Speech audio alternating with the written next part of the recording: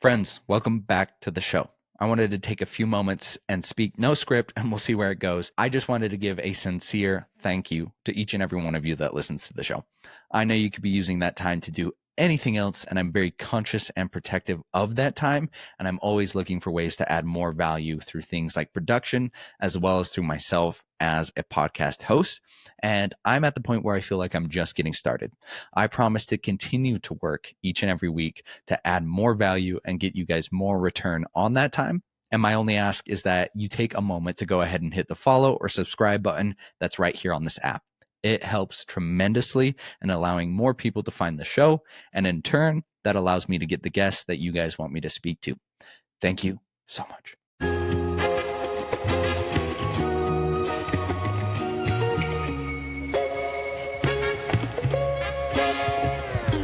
Thank you for listening to the Chase Merrill podcast. All right. You're back. Podcast number 2 with the wife. Are you more nervous or less nervous than your first time? More nervous, I think. Really? Why? Yeah, I don't know. Because now you have more listeners. I do have more listeners now. Yeah. It's okay. It's okay. Tell everybody what we just went through with Colorado weather. Oh my gosh, literally the most insane storm just passed through the Denver area. And so there was like 50-mile-per-hour winds. And like it was carrying like the raindrops back. Like it looked like a freaking, like that's what I imagine a hurricane is like living through a hurricane. No. And we had to go move our cars in the middle of it because it started hailing. And so we had to go out and brave the storm and move our cars. And I came back and I was soaking wet. Well, I was naked. And I was getting ready to jump in the shower and I was shaving and I start hearing smacking. I was like, did a window break or something? So I went and looked outside and you're like, it's hailing. So I had to throw on a robe, run outside to move the car. We have a Tesla and it's got like glass panels on the top. I was like, I'm for sure everything's getting dented and stuff is shattered, but we were able to get it. At least I was able to get it over into the garage spot. The one time I don't put it in the garage spot. I knew we were going to go out again later to Costco. So I was like, okay, I'll just park close. And so I'm running outside and then I get it in there and then I have to run back through the storm and I'm in just the robe and it definitely came undone. So if people were looking out their window while I was running, they saw me naked with a robe flying behind in a hailstorm trying to cover my head until I got the robe back under control. So that was a fun day. Yeah, maybe we'll get a rent discount. I doubt that. So you are officially second year medical student. Yes, I am. Officially as of 3 weeks ago. What was a surprise about medical school the first year that you didn't expect? Was it harder or easier than expected? I think it was slightly easier than expected. I feel like my friends and I have talked a lot and like reflected a lot on like the curriculum because I think Colorado just graduated their first class with this new curriculum change that they've made. Uh-huh. And everybody talks about the first year of medical school or like your didactic years of medical school are like just drinking out of a fire hose, like the amount of information that they throw at you. And I don't really ever feel like I was drinking out. Like I didn't ever feel like that overwhelming feeling of I'm just getting thrown so much information that like I can't absorb it all. Like I always felt like as long as I like studied, I could remember everything and score well on my tests. And so I don't really feel like I got maybe that same experience because they condensed like the didactic year from 2 years into 1 year. And in order to do that, they just took a bunch of stuff out of the curriculum that they expect you to go and like learn on your own in order to pass your boards. And so I feel like it's nice in one sense only to have to be in the classroom for 1 year. On the other hand, I feel like it's a little frustrating because I know even of all of the things that I've learned this year that there's still like way way, way more things that I have to learn on my own, which is a little overwhelming. Um, and I feel like the way that they structured our schedule for this year, we had a lot of free time, which I feel like you noticed. Like I Mhm. would come home early a lot, and like to be fair, I spent a lot of that time studying. Like I don't think it was just like, oh, I went home and was hanging Mhm. out for the rest of the day. But I feel like they maybe could have added 4 more hours of lecture each week to our load, and I think it still would have been manageable. And then we would have had that much more information going into like our clinical rotations, which I think I would have preferred. I don't know if I can speak for the rest of my class, but I know like my friends and I would have preferred to have more, um, a little bit more time in lecture each week. What year is But supposed to be the hardest? The first year? no, I think the clinic year is supposed to be the hardest just because of like the hours Mhm. and um your schedule is super unpredictable. Um which is frustrating. And then like when you they put us into like what they call immersions, and instead of doing like the typical, oh, you're on surgery for 8 weeks and then you're on family medicine for 8 weeks and then you're on internal medicine for 8 weeks, we do all of those core clerkships for the Mhm. entire year long. And then we do like 3 week immersions every once in a while where we'll go and do like inpatient surgery for 3 weeks or like inpatient emergency medicine for 3 weeks. And like those weeks are like super, super intense. You're working probably 80 to 100-hour weeks, just like super in it. And then the rest of it's supposed to be like a little bit more manageable. But I just think that like you're studying a ton for boards, you're studying a ton for shelf exams, and you're like working long hours. And at the same time, during your clinic year, where first year was all pass fail, the second year we actually get grades. It's like honors or high pass or pass. And so like the whole time you're like putting your best foot forward on best behavior in order to get like that honors in like specific rotations. And so it's just a lot more pressure. Yeah.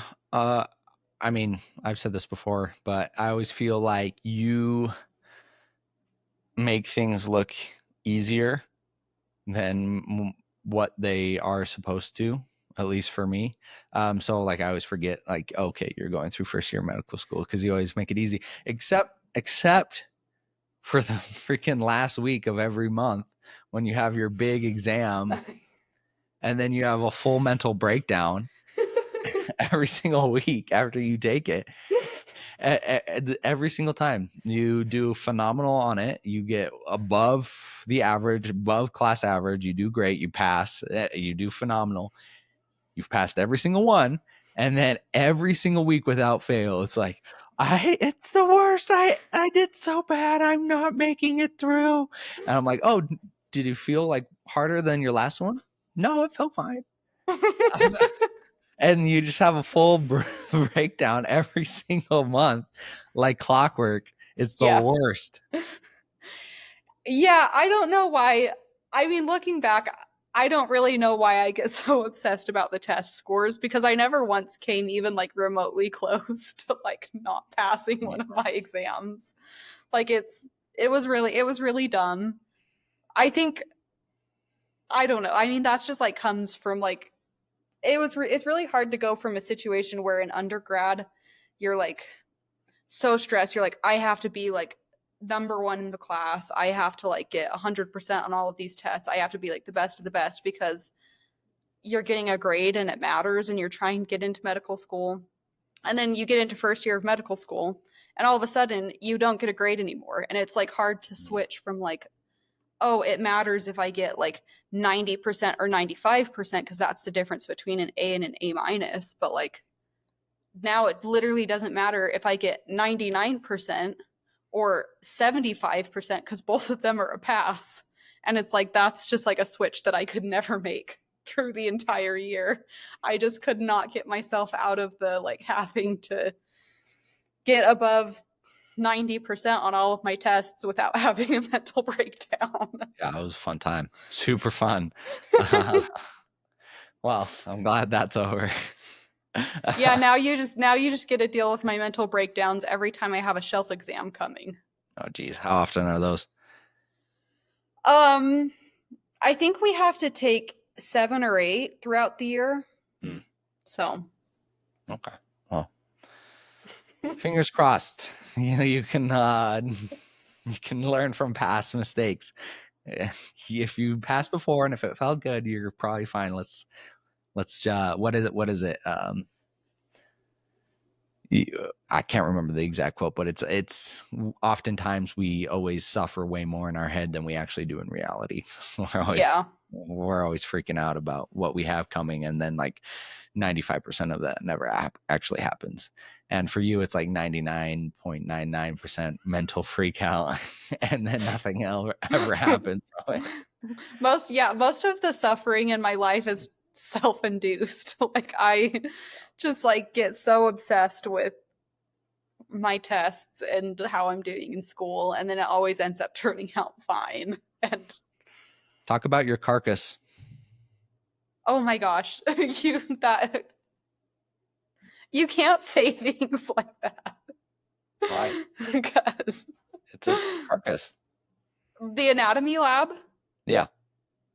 Oh, I feel like it's been I feel like it's been so long since I've been in the anatomy lab because we stopped doing anatomy But talk about in you have your own dead body. yes, no, yeah, they give us a well, me and like 5 other med students, or me and 4 other med students all shared a donor for the whole year, and we had like a dedicated person that we would go and study on Hmm. for the entirety that we were in the anatomy lab. And the very first day I walked in and I was like, oh, okay, like I've never been in an anatomy lab before. I don't really know what to expect. I'm not really sure like what it's going to be like. And I walk in and there's a TA at our table. Like we introduce ourselves and they were like, yeah, so you guys actually have like the youngest donor in the entire lab. And I was like, oh my gosh. I was like, why would you tell me that? Like, that's literally the most horrible feeling in the entire world. And so then I go and look at the age of like the donor because they tell us age, how they passed away, um, and then like anything that their family like wanted us to know about them. And it was like she was like a 52-year-old woman or something. And I was like, that's literally the exact same age as like my parents. And I was Yeah. like literally so depressed for the rest of the day because I was like I have like such a young donor and like she passed away and it was so sad, like died of cancer. And um then it was even like doing anatomy, like learning anatomy on her was a little bit more difficult because she did have like metastatic cancer, and so like a lot of her anatomy was like very very different because of the cancer. And so for a lot of it, like the TAs would come over and be like, oh, you need to go to open lab and like learn on like other donors because like everything's just all like fibrosed together and like stuck together and stuff because of like her cancer. And we're just like, this is literally like so sad. This is the most depressing experience in the entire world. After So spending a couple months with it, can you separate it? Like when you walk in, do you look at the body and be like, that's an actual person? Or is it just like something that you work on? I feel like there were like times that like things would get like super, like when we were doing like head and neck anatomy and we like unveiled like her face and we're like kind of like looking around at like different like structures inside the head and neck. And like I literally remember the first time we like pulled like the cloth back and like looked at her face. That was like super like intense Mhm. just because it's like a human like face like staring back at you. And so I feel like there were times when like we would do certain things that I was like, oh wow, this is like super intense. But I feel like once we got going and like actually like started learning and like trying to like identify structures, you kind of could get lost in that a little bit because we were all super stressed. Like we would have 40 slides that we had to get through of like new structures that we had to learn. And so we're all like racing in the 2 hour or the 1.5 hours that we had in the anatomy lab to like learn all these structures that like we only had like a couple seconds to be like, oh wow, this is like super intense. And then it's like, okay, well, we have to start learning. So Mhm. I feel That, like it would kind of come and go. that makes sense. Yeah, I, I imagine it would be kind of shocking initially. And then I think it would be kind of, unfortunately, whether it's a good or bad thing, probably kind of fade into just like being another tool that you need to use to learn.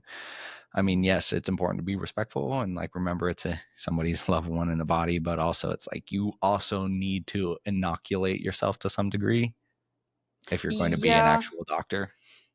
Yeah, I think that it's like it definitely like the first like one or two times that we went into the lab, it was like definitely like this weird experience where everybody, especially because a lot of us like hadn't done anatomy before. Mhm. And so it's like, you know, like, oh, we don't really know like where to put our hands or like how to like drape these people and like and undrape them and like being like super scared and like hesitant to like touch things. And then definitely by the end of the year, I think a lot of people got like a lot more comfortable being like, oh, like just kind of going to anatomy and learning. Mhm. Um that being said, like at the end of the year, like I was like actually like really surprised because I feel like every time I was like learning on a donor, I was like super careful like not to break any structures, not to like especially when we were like looking at nerves, I was like tried to be super careful and super like respectful. And then we would go and look because they actually like dissect out the brain so that you can look at like cranial nerves and everything like on the actual like brain. And by the end of the year, every single cranial nerve on every single brain was absolutely shredded. Like you couldn't find them anywhere. And like the trigeminal nerve is like probably like this big. Like it's a very like very very big nerve. Mhm. Nobody could even find it on any of the brains and it was like I feel like a lot of people were kind of frustrated because it's like okay, how have we as like students like shredded like these like I imagine nerves and it's these structures like Yeah, I imagine it's pretty delicate. Also, and you have 200 students who've all new, yeah, it's and you pressure them with time, so they're trying to go quick. So yeah. it's gonna happen. It definitely did. And like on like I feel like on the dissected out organs, it was the worst. I don't Hmm. really know why. I don't know if it's because it's like they would dissect out like the brain and the kidney and the heart and stuff and then like put them in these buckets like filled with like formalin to like Hmm. preserve them. And I wonder if like just like having organs outside of the body, if that like makes it easier to like detach yourself a little bit versus like going and finding them in the body cavity and then like learning that way. Hmm. But yeah, like you couldn't find any structures on the dissected brains because they were just completely shredded. And that was like, I feel like I was like looking at that and I was like, this like discourages me from like wanting to be like a donor because like I feel like nobody respected like the brain and like the structures at all. And it's just like absolutely torn to shreds. Yeah, I don't think I have that sentimentality about my body after I die. I really, I don't think I could care less what happens to it after I'm dead. You can donate it. You can do whatever you want with it. I don't care. Yeah. Yeah, I guess I don't know. I don't really, I guess I haven't really thought a lot about what I want to do with my body after I pass, other than I know for sure I want to donate my organs. I don't want to just be like Hmm. put in the dirt and like w- wasted. I At don't what know. point can you not donate your organs? I imagine if you live a long, full life, nobody's going to want your 98-year-old heart. Um, actually, I think that they donate hearts pretty far into life. Like, I think as long as you don't have like heart failure or Mm-hmm. like something that would be like, oh, like, I don't know exactly what the rules are on organ donation, other than there's very specific rules about like how people die. Like, I think you have to like because be obviously like once your body like once you die like all of your organs start to shut down and so I think you have to like pass away like in the hospital and then they have to like kind of keep you like Mm-hmm. ventilated and everything. I don't know exactly what the rules are though, but it's like pretty stringent. And like obviously like everything has to work, but I think that they'll donate no matter how old you are, like your heart or whatever, as long as it is functioning like properly. Hmm. That's cool. I started listening to podcasts back in early 2016. And since then, I've listened to a lot of episodes and I've covered a lot of ground. And I always get asked, hey, what's your favorite show? What's your favorite episode? So I made a list. I made a list of the 10 most impactful episodes I've listened to over the 9+ years, and it's completely for free. You can find that in the description of this episode or on my Instagram in my bio. And I hope you find those episodes as enjoyable and impactful as I did, because they are in part a huge reason why you guys are listening to me right now. Thank you very much. Now back to the show. You are doing MD, PhD, MSTP program. So you've got what is it, 8 years instead of the usual 4? Yeah, it's like, I mean, between 7 and 9 years. Yeah. So between 7 and 9. Bonus is, so you're going to walk away with your MD and your PhD, and you don't have to pay the absurd medical tuition. So that gets paid for you at the cost of a couple extra years, which I definitely think is worth it. However, how do you feel about the progression of AI, and that most experts are putting the development of AGI, so artificial general intelligence, well before 9 years out, well before Senate. So they say it could be very soon. Some say maybe 10 years, but most of them are within that 9 year. So how do you feel potentially graduating after this 9 years and AGI could very much be out and about? I still Real quick, AGI being artificial general intelligence, meaning it's better than humans at everything. I don't think I think that like definitely like for diagnosing things and generating like plans, things like that, I think that you could very easily have AI do something like that and it would be phenomenal. I do think there's something to be said though about like a human interaction and like having like I feel like I've even like been through being in the hospital, I've had very meaningful like impacts on Mm-hmm. people, just like sitting down, spending time to like talk with them, like hear them out, hear like what they're struggling with, what their concerns are, and like giving them like either reassurance or like letting them know that like there's people here who like are doing everything in their power to like help them. That Mm-hmm. I'm very skeptical to believe that AI would be able to replicate. I agree. People are definitely going to be flocking more towards community, more towards, I mean, once you have, once you can do everything with AI, you're definitely going to be flocking towards that human aspect and that community aspect. However, if you have AGI in the hospitals, in the medical field, I don't think that necessarily means you need to have a doctor to be that point of human contact. If you had AGI, could you not have somebody much less qualified and pay them quite a bit less if all you're doing is trying to get the human connection? You could have some degree of therapist or some people who are certified to talk to people, and then AGI does all the heavy lifting. I don't know because I think that being able to look someone like in their eyeballs and like talk to them about like a new cancer diagnosis or like let them know like you have 3 months like left and being able to like talk to them like in that moment of vulnerability and like communicate what's happening to them in like a way that they're going to understand is super important and requires not only like human empathy but also requires like in-depth medical knowledge to be able to explain what's happening to a person who like the average like as they've taught us like throughout our a part of our curriculum this year has been like learning how to communicate with patients. And like the average literacy level of an adult in the United States is the third grade level. And so like we've like had to learn how to take everything that we've learned, condense it down to like something that the average adult in America would be able to understand. I think that you will have to have a medical education and you have to have like human. I think you have to have both.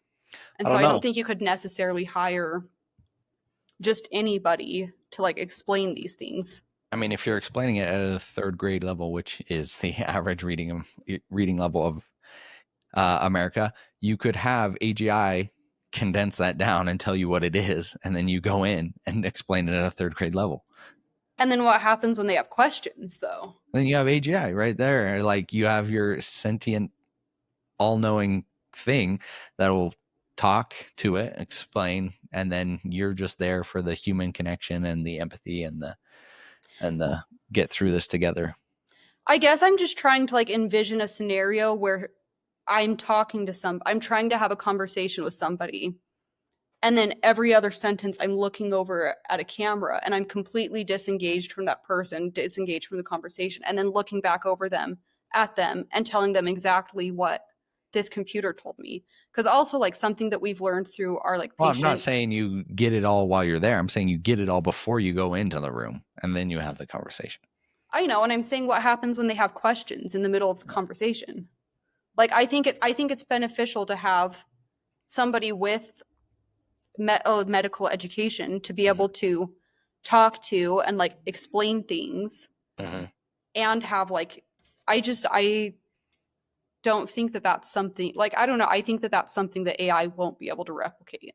Well, do you think then you're going to need a full 4 years to go through it? I mean, it could probably be condensed down into 1 year. And if AGI is doing all the heavy lifting, you're just there for the general knowledge and support. Mm, what do you mean by AI is doing all the heavy lifting?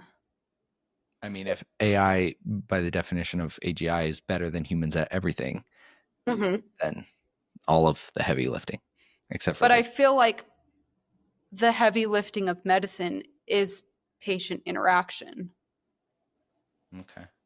and is like getting a detailed history, talking to people, making sure that they know that they're being heard and they're in a safe place. Like, I think that that is the heavy lifting of medicine.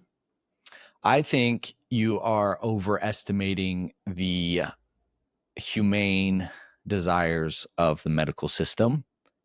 I think you're properly estimating the humane desires of the doctors. As we've discussed before, doctors are usually get into medicine because they actually care and want to do good things. The unfortunate thing is the system around healthcare is set up to be profitable.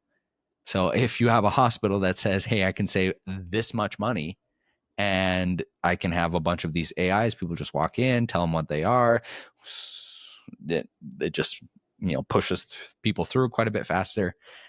You don't think they're going to go that route? No, I 100% agree with you. I think that the way that our medical system is set up, like people, like the admin level of hospitals and like insurance C level people don't care about patient outcomes. Like all doctors care about patient Mm-hmm. outcomes, or 99% of doctors care about patient outcomes, and that's literally the only thing that they care about. They don't care about hospital profits. Like I think I was talking to a doctor at one time that told me that doctors who try to run hospitals always like are upside down in terms of finances because they take everyone in and it's just not profitable. Which is obviously how our medical system is set up. And so I absolutely agree that if they have AGI and it's like, oh, it's better than doctors, it can do everything that a doctor can do, immediately hospitals employ are going to employ like AGI over like doctors because it's significantly cheaper. I don't think it's going to lead to better patient outcomes though. I I don't know, I do think there's an element of like humanity and empathy that can't be, at least as of right now, can't be put into AI that I think is super critical to medicine. Um,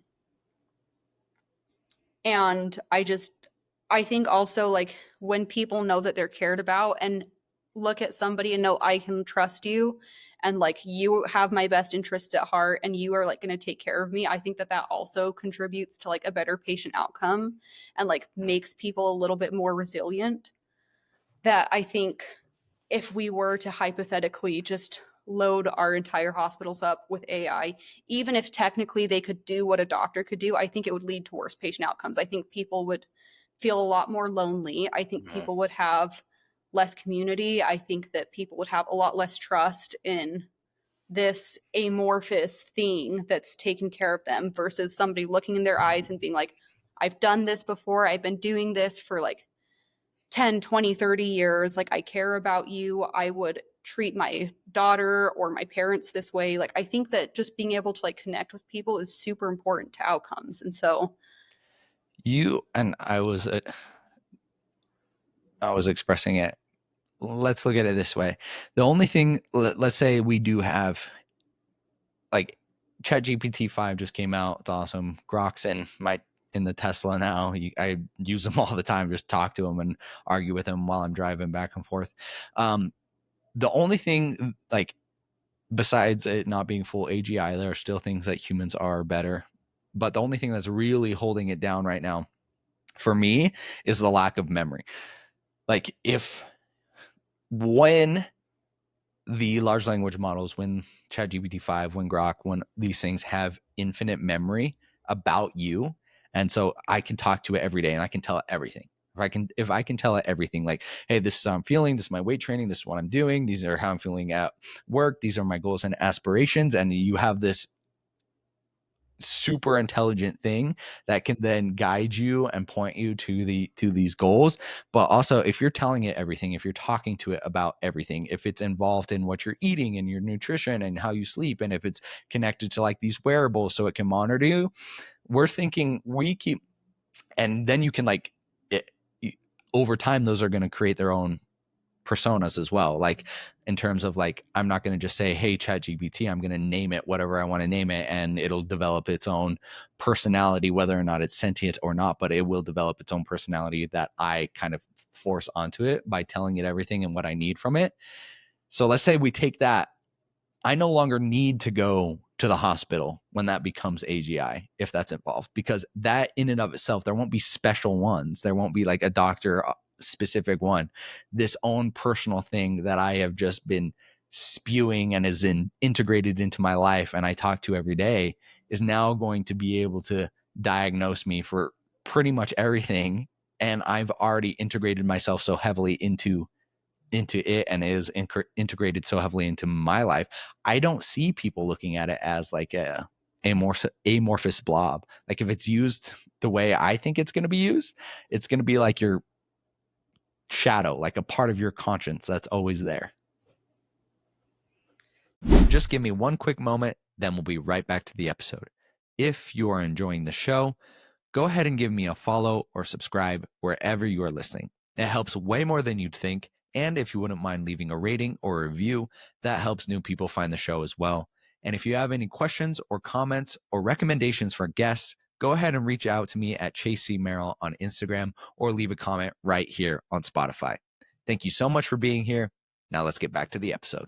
yeah, I don't know. I mean, I think that we can like speculate and we can think, and you could be right. Like, I don't know how people are going. I feel like I pull up chat GBT every once in a while and I'm like, hey, what book should I read next? And then Yeah. that's all I think about it. Like, and so I don't know as it becomes like more integral into our society if people are going to look at them more like a friend Yeah. or like how people are going to feel about it. And I also don't think we're going to know how people would feel about it being their provider until you do show up to the emergency room and now you have AGI taking care of you versus like somebody that you can see and like Mm-hmm. talk to. And then I don't think we'll know until it happens. Like how, and if that's what you would prefer versus if that's not Yeah. what you would prefer.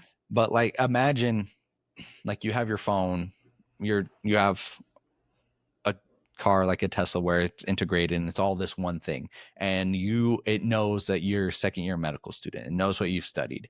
It knows your goals and your ambitions. It knows your specialty. It knows you're training for a marathon. It knows all this. And you talk to it each day how you feel. And then you're like, and then like you get home and you're like, I just want to, do whatever. And then it like pings you and it's like, hey, Maddie, you studied this and this today. You did really, really well. It's showing that you're a little bit deficient on this. Maybe instead of watching TV, maybe you should study this for an hour and then you can watch your stuff. And then it's like, it's hard to imagine it once it does have infinite memory. It doesn't even have to be AGI yet, but once it has the memory, I think it's going to be so credibly invaluable because then it will literally tailor itself to your personality. Like if it knows that I'm training for my Ironman and then whatever else I want to do and my nutrition and everything, like it's so hard for me not to see how it just doesn't point you. Like people will still have to do the work, but then like the guessing is no longer there. It's like, okay, if I do this based on the probabilities of what, this AI tells me, like I'm good. I'm good. I'm headed to more towards my goals. Mm-hmm. I don't know. I think it's going to be pretty crazy. Yeah, I don't know. I think that AI making itself into medicine, I think it's going to be slower than I personally think it's going to be slower than you think it's going to be. I think that it's going to be not necessarily hindered. Mhm. I was trying to say hindered and limited at the same time. But I think it's going to be more hindered not necessarily by its ability to do things, but by people's willingness to let it take over medicine, because I feel like medicine is one of those um fields or careers that people kind of feel maybe a little bit differently about, because when you go to somebody in the ER, you're in a super vulnerable position. You might show up to anybody could show up to the ER any day and be completely unconscious, no ID on them, and just like trust in doctors and nurses and PAs and everybody to like take care of them the same that they would anyone else. So I feel like everybody kind of has this sense of like um respect for the healthcare field, because everybody knows at one point they could be Yeah. super vulnerable and needing those services. And so I feel like I think people are going to be a little bit more hesitant to let AI take over medicine because of those reasons, especially I think tactile things in medicine. I really think it's going to be a while before humans let AI take over like surgery or like Yeah. procedures and stuff like that. Like I think Well, for the AI sure, is going to be here far before the robotics. So like, yeah, like I think radiology and pathology I think are going to be taken over by AI more quickly. Like I mean AI does a pretty good job of reading x-rays and CTs and MRIs and diagnosing things. Like it does a very good, it's really good at pattern recognition. Mhm. And so I think like radiology and pathology for sure are two specialties that I think are at high risk of being taken over by AI. um I do think that like surgical specialties are maybe a little bit safer, um, just I'd agree. because I do think that AI going into medicine is going to be hindered by humans, not by AI's capabilities. Yeah. Um, I don't know. I think again, you're overestimating the desire of medical institutions not to be making money. yes, and I do think people have some power, though. I do Yeah. think that like, and it's mostly in the form of voting power. Like I do think you're going to see legislation over how much AI is allowed to participate in medicine. And I think that like voters are going to be able to have some sway over that. Mm-hmm. Um, I have absolutely no faith that the people who run hospitals and like insurance and everything, I have no faith that those people are going to be the ones who are like, oh, you know what? Like, let's for once in our lives put patient outcomes first and like be on the side of caution. Like, I don't think it's going to come from that. I think it's going to come more from like legislation of like being Mm-hmm. like, okay, we can't, we have to like make sure that we have to make sure that AI is actually doing minimum equivalent hopefully better if we're actually going to be putting doctors out of jobs and letting AI take over. Mhm. Um, but I don't know. I could be totally off base. I could be totally like naive, and at least I won't have student loans. I don't know True. if I don't have a job at the end of this. If it really all gets taken over by AI, at least I don't have loans. At least I'm not under $500,000. Like Yeah, I don't that's know. crazy. That's crazy. I don't know. It's going to be very interesting. I think we're kind of on the precipice of some interesting stuff over the next little bit. It'll be I very would exciting. hope I would hope that if they really do take over all of the jobs like they say, like what are they going to do with all of these doctors who spent $500,000 on medical school? Mhm. Like do we think there's going to be loan forgiveness? Do like because the whole reason that you go to medical school and you fork out all that money is because you know for like it's the ultimate job security. Like being a doctor is you're Yeah. for sure going to have a job because we're in a doctor shortage and it's only getting worse. And it's not influenced by like the market at all because no matter what, people get sick and need a doctor. And so you like it's like the most stable job that you could ever look for. And so people are like, yeah, of course I'll fork out $500,000 to become a doctor. And then all of a sudden it gets taken over by AI. Like, what the heck? I feel Yeah. like that's a breach of contract. Yeah. Yeah. It's gonna be interesting. We'll have to see what comes down the road. I'm excited. I actually am excited. I think whether I don't know, I'm just somebody who likes I personally am somebody who's like always like, ooh, what's coming next? And so I am excited. A little bit, yeah, a little bit. I don't really have any reservations. Like, yeah, maybe we should be going a little bit slower. Like there is no slowing down right now. We can't slow down at that point because you have that AI arms race with other countries to get to develop, AGI first. And Yeah. so I don't know. It's going to be kind of crazy, I think. I don't know. I mean, I have no idea what's going to happen. I feel like I'm not as excited about it. I think that like what is everybody going to do if AI just completely takes over and nobody has a job? Like Yeah. I think I don't know, I think boredom is super dangerous, like people having purpose and a lot of people find a lot of purpose in their work. Like I think a lot of people get very passionate about their careers and Mhm. are super excited about it. And so I think you take away people's purpose and Mhm. what are people supposed to do? Yeah. I mean, art, literature, you can Yeah, find but things to that's create going to be obsolete because I don't like I just feel like AI is going to like be writing all these books. I don't know. I for just sure. But I mean, I can go out and paint something, but it's not going to be purchased for hundreds of millions. Like you have to have it just because it's good or bad doesn't mean it's necessarily going to find value. People find value in things that A have status and then B have connection. And so with the rise of AI, people are going to be looking for that connection as we discussed. Um, and then I don't know, like for me, if if there was a basic income, well, for getting that acronym, but just a basic income that everybody gets provided by the government because there's no jobs. Like I don't like I would be perfectly fine having purpose in like eating healthy foods, go on hikes, enjoying nature, creating something, playing, hanging out with friends, playing board games, trying to create new creative things, meeting new people. Like I would be perfectly fine and happy doing that.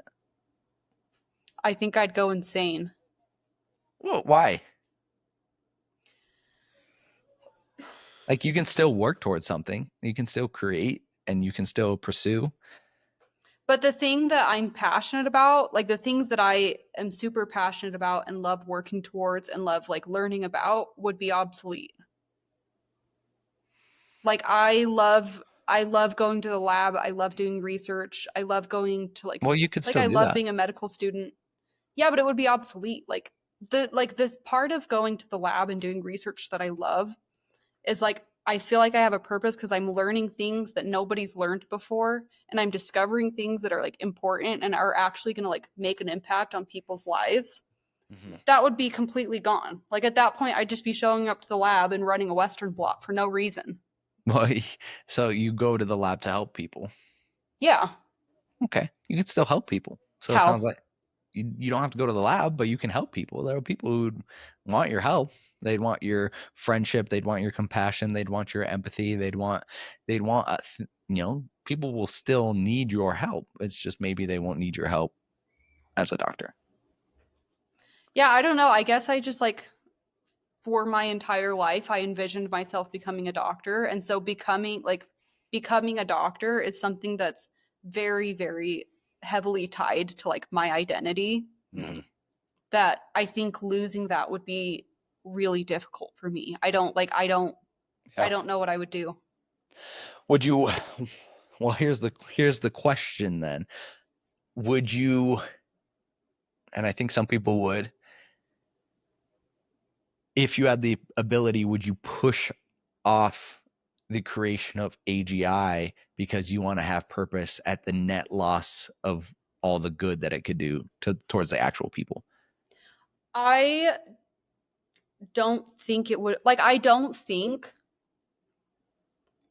and if we're talking about in medicine specifically, I don't think AGI in medicine is a net good for the patient experience. I think, Maybe not yet, but it absolutely will be. Like it'll drive down costs for them. It absolutely will be. Like over time, not maybe not initially, but over time for sure. Because then people can get diagnoses and from their home.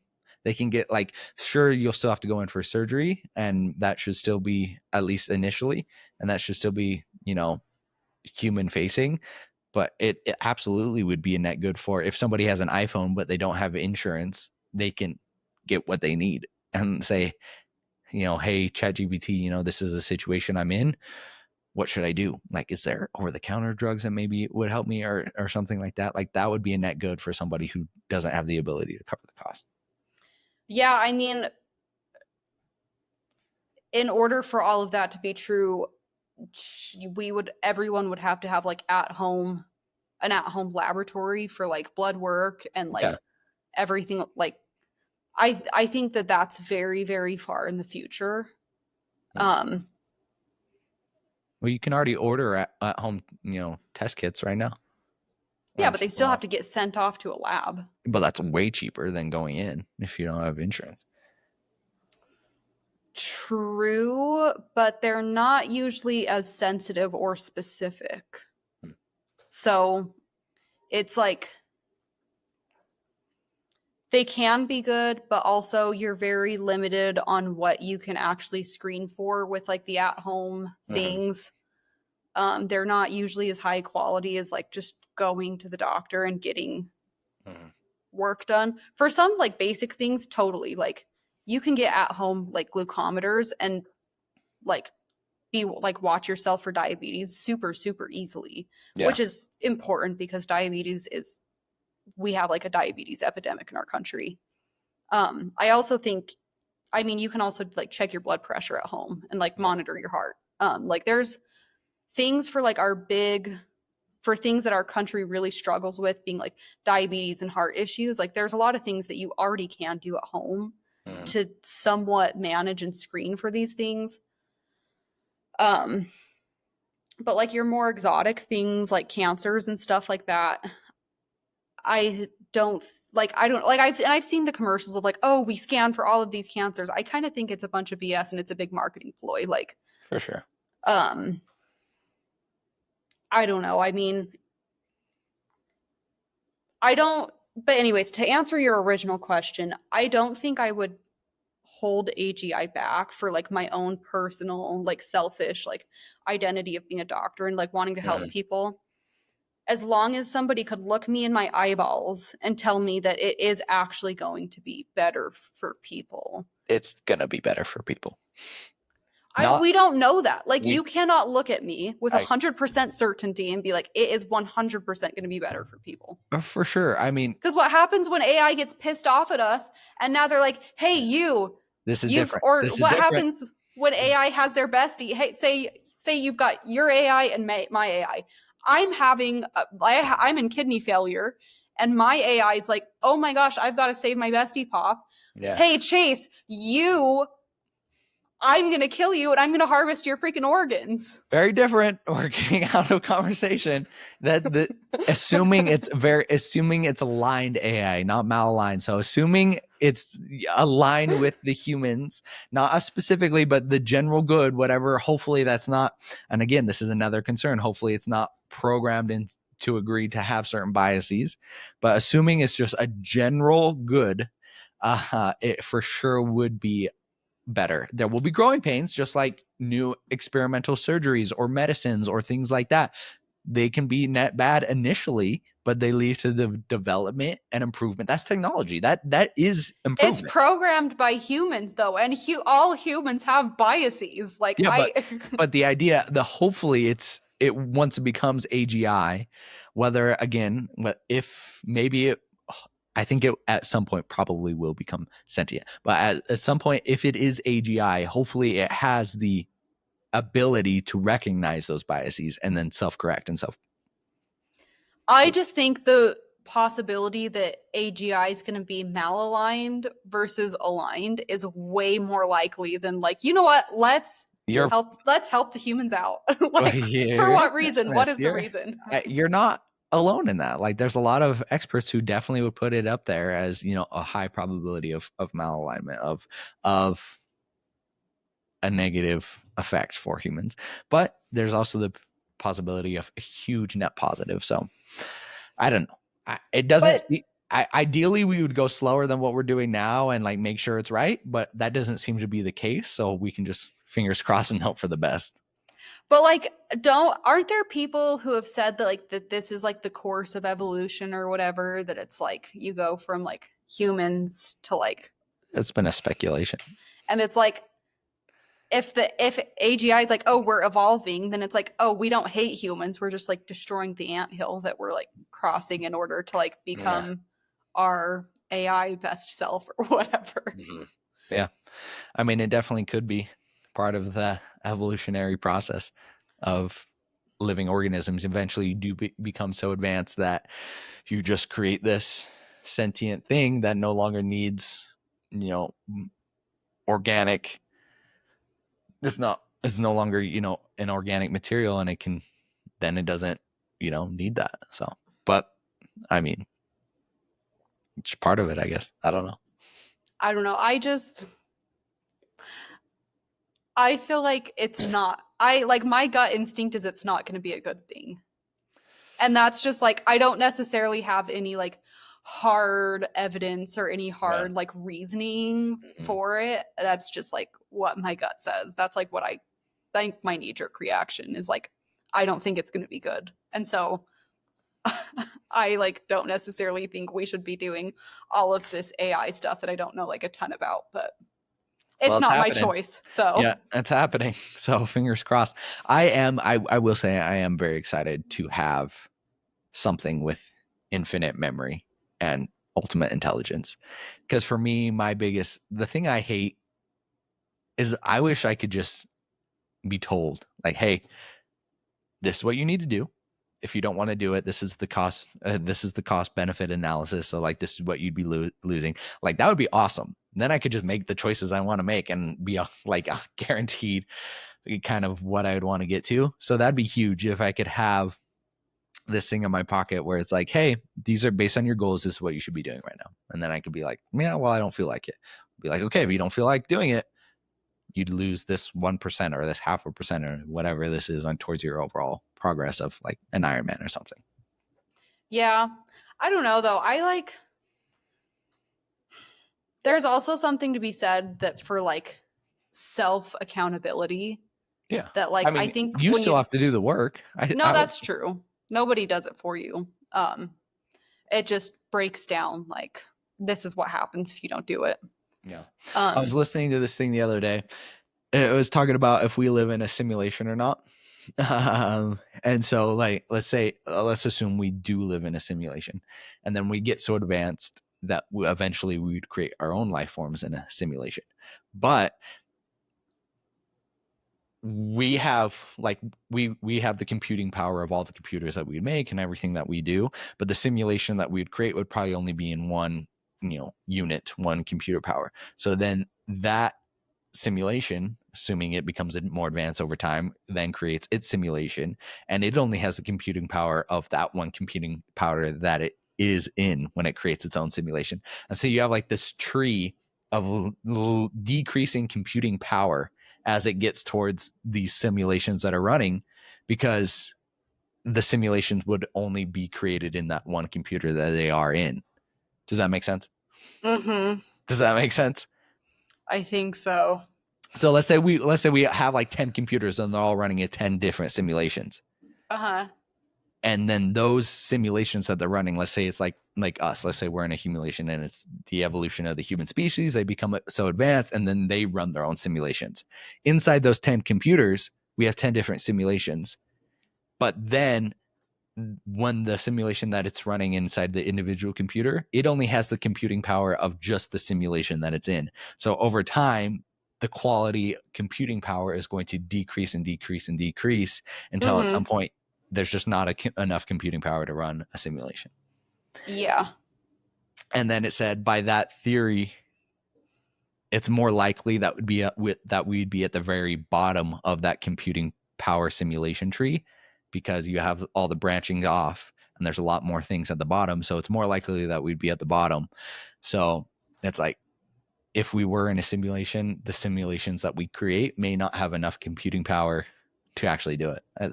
It was an interesting thing. Wow. That's a lot. Yeah. I don't know. All I know is if I am in a simulation, I've made it to level 25, and I think that that's pretty impressive. It is very impressive. Good job. Good job. Well, this was a fun conversation. I feel excited for you in your medical journey. You're doing fantastic. You always make it look so easy. Oh, thanks. So I'm always here to help with food and clean up around the house and do the stuff I got to do when I have time, because you crush it, and I can't wait for you to be a doctor and we can move out of Colorado and go do something else. Yeah, I'm excited for our next adventure.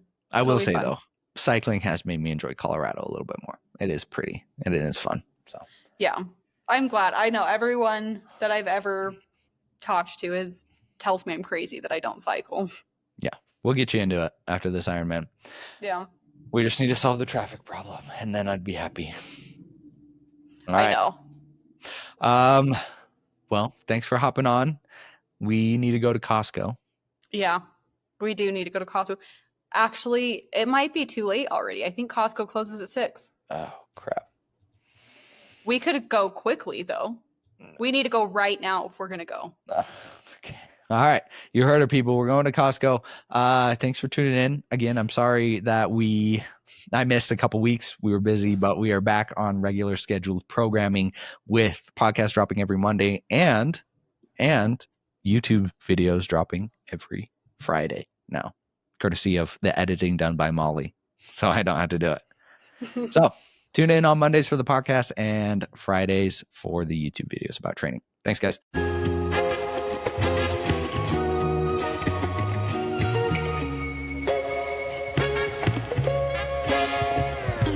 Thank you for listening to the Chase Merrill podcast.